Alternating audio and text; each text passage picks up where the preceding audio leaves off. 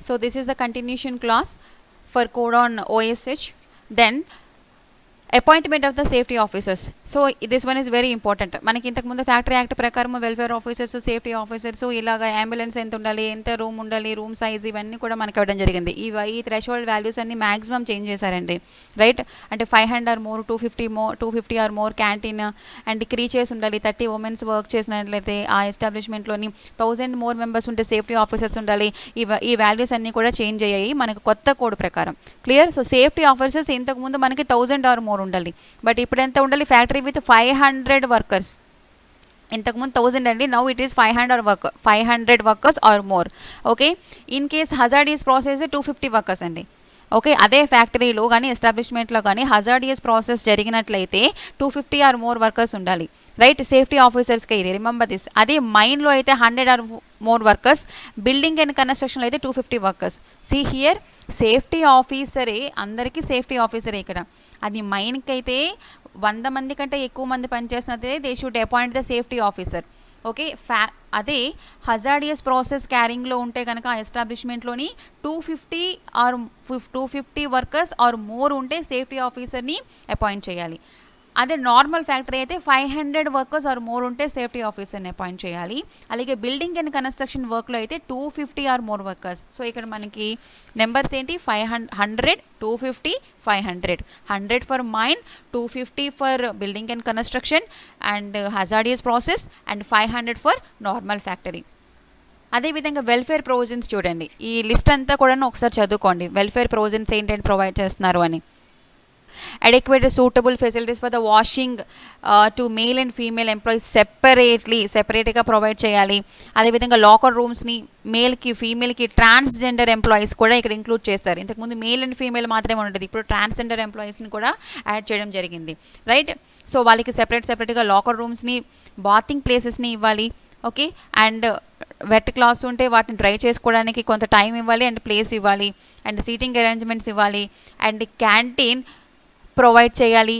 100 or more workers ఉంటే, ఇంతకుముందు canteen 250 or more workers, now 100 or more workers ఉంటే including contract labour, అంటే interstate migrant workers, contract labours వీళ్ళందరితో కలిపి మనకి 100 ఆర్ మోర్ వర్కర్స్ ఉంటే క్యాంటీన్ ప్రొవైడ్ చేయాలి. Clear. And next, in case of mines medical examination of the employees చేయాలి. ఖచ్చితంగా పీరియాడికల్గా ఎప్పటికప్పుడు మెడికల్ ఎగ్జామినేషన్ చేస్తూ ఉండాలి. అడిక్వేట్ ఫస్ట్ ఎయిడ్ బాక్సెస్ ఉండాలి కబోర్డ్స్లోని, అండ్ కబోర్డ్స్ ప్రొవైడ్ చేయాలి మేల్కి, ఫీమేల్కి, ట్రాన్స్జెండర్ ఎంప్లాయీస్కి. Then any other welfare measures which the central government consider suitable for the decent standard of life of the employee. So ఏదైనా సరే central government చెప్పిన ఎడల అవన్నీ కూడా ఆ మెజర్స్ని తీసుకోవాల్సిన బాధ్యత ఎంప్లాయర్కి ఎంతైనా ఉంది. So these are all the mandates for every employer to provide and maintain the welfare facilities for their employees. Clear. So ఇక్కడ remember this threshold value. క్యాంటీన్కి 100 members, 100 or more members ఉంటే క్యాంటీన్ ప్రొవైడ్ చేయాలి. ఇంతకుముందు 250. Now see the list here.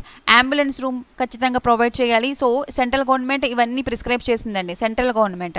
Clear. Ambulance room in every factory, mine and building and other construction works where more than 500 workers. ఇంతకుముందు ambulance room కూడా 500 more వర్కర్సే ఉండేది. So అదే వాల్యూని ఉంచారు. So 500 మంది కంటే ఎక్కువ మంది పనిచేసినట్లయితే అంబులెన్స్ రూమ్ అనేది ఉండాలి. Now welfare officer in every factory, mine and plantation where in 250 or workers. ఇంతకుముందు వెల్ఫేర్ ఆఫీసర్ 500 ఉండేది, అది తగ్గించారు 250 ఆర్ మోర్. సేఫ్టీ ఆఫీసర్కి 1000 ఉండేది, అది 500 చేశారు. సో ఆబ్వియస్గా వెల్ఫేర్ ఆఫీసర్ కూడా తగ్గిందనమాట, 250 ఆర్ మోర్ నౌ. సో టెంపరీగా లివింగ్ అకామిడేషన్ ఇవ్వచ్చు, free of charge and with the work site near by. And అదేవిధంగా for payment of principal employer the expenses incurred on providing the accommodations to the contractor, right.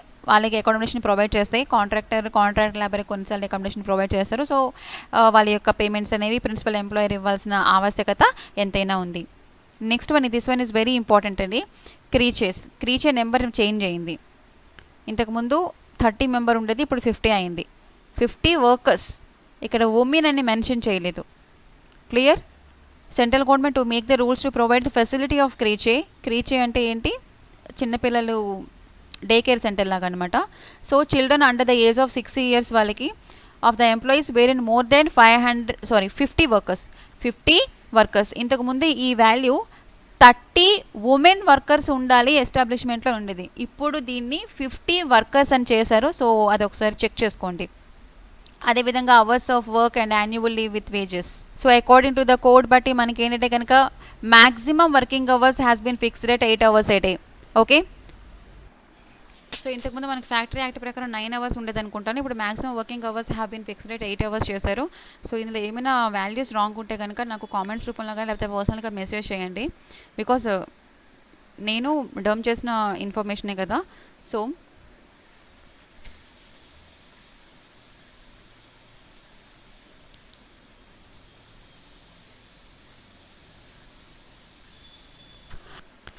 In case of జర్నలిస్ట్కి అయితే కనుక 4 consecutive వీక్స్కి అంటే ఒక నెలకి 144 hours work చేయాలి journalist. ఖచ్చితంగా rest of అట్లీస్ట్ 24 consecutive hoursకి రెస్ట్ అనేది ఇవ్వాలి. Or any period of 7 consecutive days. నార్మల్గా మనం ఎవ్రీ 6 daysకి అంటే వీక్లీ 1 హాలిడే ఉంటుంది కదా, that is mandatory for all. And child and adolescent లేబర్లో ఏదైతే ఉందో సేమ్ అడోలసెంట్ వర్కర్స్కి అదే టైం అనమాట. 4 hours కంటే ఎక్కువ ఉండకూడదు కదా వర్కింగ్ అవర్స్. అడోలసెంట్ వర్కర్స్కి సేమ్ అదే కంటిన్యూ చేస్తున్నారు. And similarly no worker allow to work more than 6 days in a week. వారం రోజులు 6 రోజుల కంటే ఎక్కువ రోజులు పని చేయకూడదు. సో 8 hours వేసుకుంటే 8 6 48 అంటే వారానికి 48 గంటల కంటే ఎక్కువ టైం పని చేయకూడదు.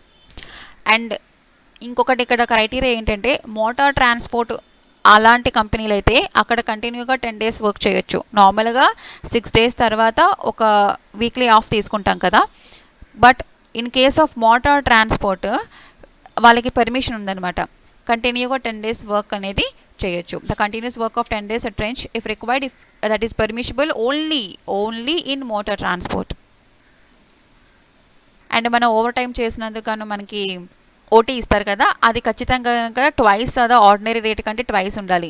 ఓటీ అనేది, ఓటీకి ఇచ్చే వేజెస్ అనేవి extra wages for the OT should be twice the ordinary rate. And minimum working days 180 days అండి యాజ్ పర్ క్యాలెండర్ ఇయర్. అంటే 365 daysలో మనకి 180 days మినిమం వర్కింగ్ డేస్ అనమాట. So in case of discharge, dismissal, quitting employment అని చేసినట్లయితే కనుక second working డేనే వాళ్ళు employee యొక్క వేజెస్ని సెటిల్మెంట్ చేసేయాలి. ఇవన్నీ కూడా మీకు ఆల్రెడీ ఎక్స్ప్లెయిన్ చేశాను నేను. But in case of superannuation, చనిపోయిన డెత్ అయితే 2 months అండి. Remember this point. ఇక్కడ సూపర్ యాన్యుయేషన్ అంటే వృద్ధాప్యం అది వచ్చేసి లేదా death while in services, then such payment must be made before the expiry of 2 months from the date of superannuation or death. ఓకేనా. But in case of retrenchment, discharge, dismissal అలాంటివి ఏమైనా జరిగితే కనుక they should be paid before the expiry of second working day అండి. So ఇక్కడ adult workers ఉంటారు కదా, they can be entitle to get the 1 day leave for every 20 days. Okay, so దీనికి leave with wages అని అంటారు. So next thing ఏంటంటే కనుక మనకి ఈ ఇయర్లో ఉండే కొన్ని లీవ్స్ ఉంటాయి కదా. ఫర్ ఎగ్జాంపుల్ మంత్లీ ఒక 2 leaves ఇచ్చారనుకోండి. సో ఇయర్లీ ఎంత అవుతుంది, 2-3 leaves ఉంటాయి మనకి లీవ్ విత్ వేజెస్తోని. సో 3 leaves అనుకోండి ఫర్ ఎగ్జాంపుల్, 12 3 36 ఉంటాయి. 36 leavesని మీరు ఒకవేళ కనుక ఒక 5 or 6 యూజ్ చేసుకున్నారు, లేదా ఒక 10 యూజ్ చేసుకున్నారు. ఓకే, సో రిమైనింగ్ 20ని నెక్స్ట్ ఇయర్కి క్యారీ ఫార్వర్డ్ చేయడం జరుగుతుంది కూడా. అదే ఇక్కడ third point, the total number of days leave that may be carry forward to the succeeding year shall not exceed 30 days. Okay, right. And then registers, records and returns. Compulsory employer should maintain the register and records and filing the returns by the employer ఎలక్ట్రానికల్గా pay చేయాలి. అంటే ఎలక్ట్రానికల్గా మొత్తం data అంతా కూడా maintain చేయాలి. Clear. ఇప్పుడు ఎక్కడికక్కడ అన్నిటి దగ్గర థంబ్ ఇంప్రెషన్ పెట్టేశారు అటెండెన్స్ కోసం, right. Then inspector cum facilitator and authority చూసుకుంటే మనం, సో ఇక్కడ appointment of the inspector cum facilitators and chief inspector cum facilitators by the appropriate government. Clear. Not central or not state government, appropriate government appoint చేయడం జరుగుతుంది. So in case అవసరమైతే కనుక appropriate government they can also appoint the additional chief ఐసీఎస్ని, joint chief ఐసీఎస్ని, deputy chief ఐసీఎస్ని కూడాను appoint చేయొచ్చు. Then ఇక్కడ ఇంపార్టెంట్ పాయింట్ ఏంటి, district magistrate shall exercise the powers and duties of the inspector cum facilities in respect of mines అండి. Okay, నార్మల్గా inspector cum facilitator chief inspector ఇవన్నీ కూడా ఫ్యాక్టరీస్కి, ఎస్టాబ్లిష్మెంట్స్కి, వాటికి ఓకేనా, dock working and building and constructions వాటికి. మైన్స్కి వచ్చినప్పటికీ ఏంటంటే కనుక ఐసీఎఫ్ ఎవరు, ఆ particular district magistrate shall exercise the powers and duties of the inspector cum facilitator in respect of mines. Here this point is very very important అండి, ఎందుకంటే మనకి క్వశ్చన్ వచ్చే అవకాశం ఇక్కడ ఉంది. Which of the following is the inspector cum facilitators in respect of mines అని question అడుగుతారు. So option is district magistrate.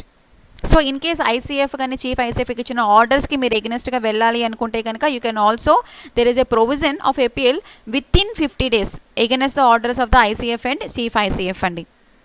అయితే ఇక్కడ ఇన్ కేస్ ఆఫ్ ఐసీఎఫ్ అంటే ఇన్స్పెక్టర్కి వ్యతిరేకంగా వెళ్తే మనం ఎవరికి ఇవ్వాలి, మన యొక్క రిక్వెస్ట్ని చీఫ్ ఐసీఎఫ్కి ఇవ్వాలి.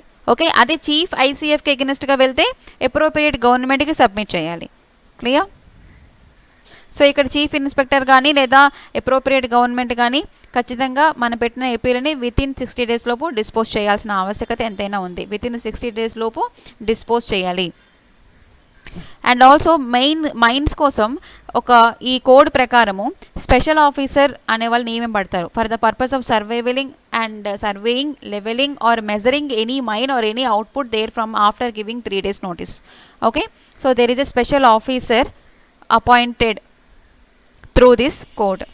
And also medical officer is there because medical examinations ఎప్పటికప్పుడు చేయడం కోసం మనకి ఎస్టాబ్లిష్మెంట్లో మెడికల్ ఆఫీసర్ ఉండాలి. So here also medical officer appointed by the appropriate government అండి, appointed by the appropriate government. So there is special provisions related to the employment of women. ఇంతకుముందు ఏంటంటే కనుక after 6 AM, before 6 AM, after 7 PM work allowed కాదు ఉమెన్కి, but now they can employ. Okay, they can employ it before 6 AM and 7 PM. So this point is important. With their consent is important. So this code also restrict the employment of the women in hazardous and dangerous operations. Similarly, there is a special provisions for the contract labor and interstate migrant workers, because interstate migrant workers also is a contract labor. So ఏంటి special provisions contract లేబర్కి అంటే కనుక ఇంతకుముందు ఏంటంటే కనుక మనకి limit ఉండేదన్నమాట, అంటే ఎస్టాబ్లిష్మెంట్లో 20 members వరకే కాంట్రాక్ట్ వారు ఉండాలి అని. ఇప్పుడు they can also employing 50 or more contract labours. So this code enhance the threshold value of the applicability of the provisions with respect to the contract labour to the establishment. Previously the limit was 20, now it employing 50 or more contract labours.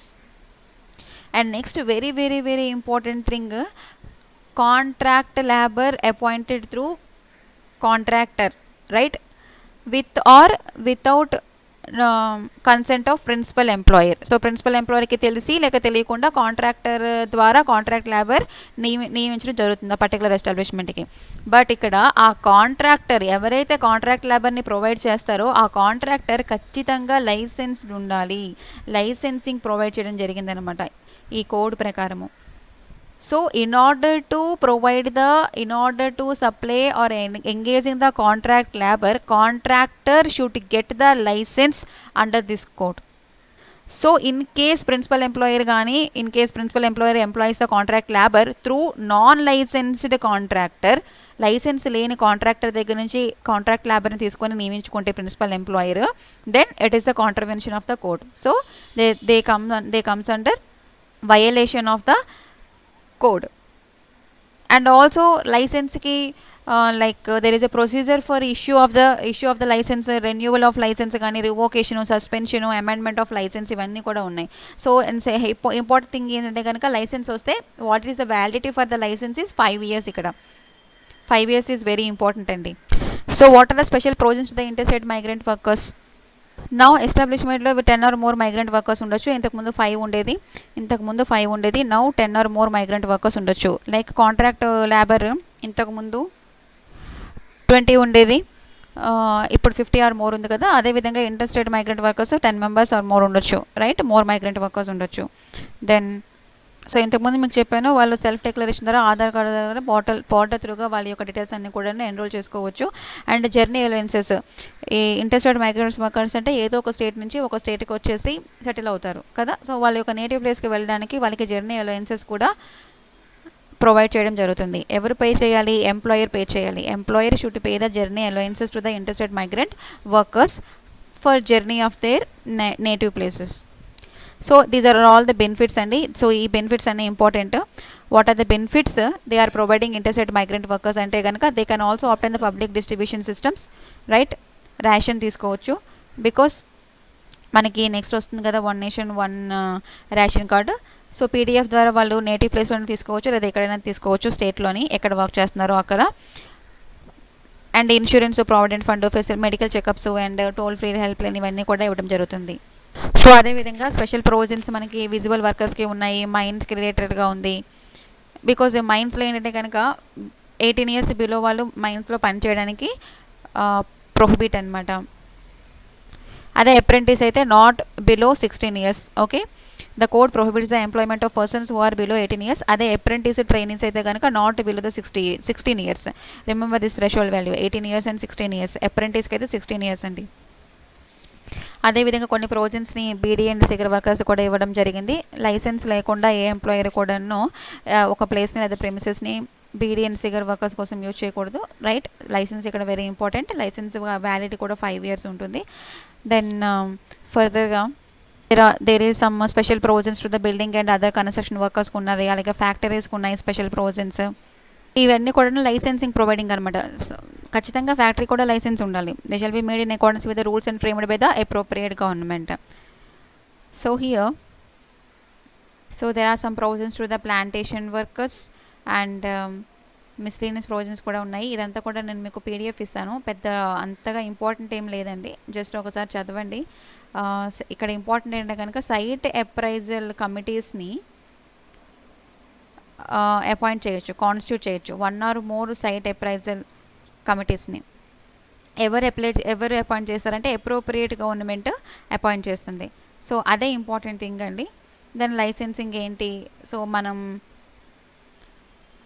ఎవరికి ఏపీలో అవ్వచ్చు, ఐసీఎఫ్కా లేకపోతే chief ఐసీఎఫ్కా, like మనకి state గవర్నమెంట్లో వ్యతిరేకంగా వస్తే మన central గవర్నమెంట్కి అప్రోచ్ అవ్వడం, దాని గురించి ఉందన్నమాట. ఈ కోడ్ ప్రకారం ఏంటంటే కనుక appropriate government will establish the social security fund for the welfare of the unorganised workers. So this point is very important. Unorganised workers కోసం సోషల్ సెక్యూరిటీ ఫండ్ని ఎవరు క్రియేట్ చేస్తారు? అప్రోప్రియేట్ గవర్నమెంట్ ఎస్టాబ్లిష్ చేస్తుంది. సో ఏదైతే amount penalties వేసి like penalties ద్వారా లేకపోతే ఏమైనా ఫీజుల ద్వారా వచ్చిన అమౌంట్ని ఈ సోషల్ సెక్యూరిటీ ఫండ్లో క్రియేట్ చేయడం జరుగుతుంది. See this para, in case of public emergency or any disaster or any pandemic in whole of India or part of India, appropriate government may exempt any workplace or work activity or class thereof from all or any of the provisions of the code for such period and subject to such conditions as notified, and such notifications shall be made for period exceeding 1 year at a time.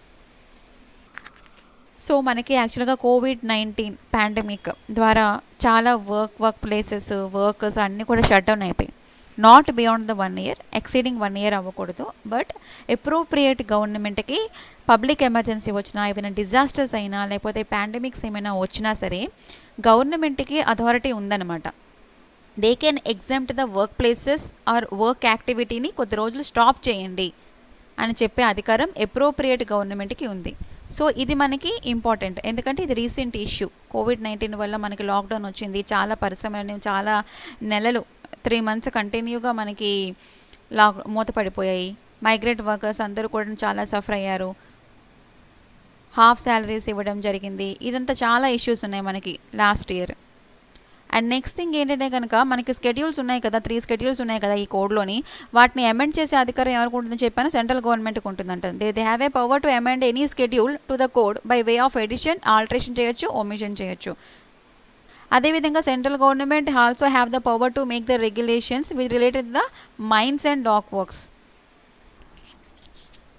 So that's it for this video. Thank you so much.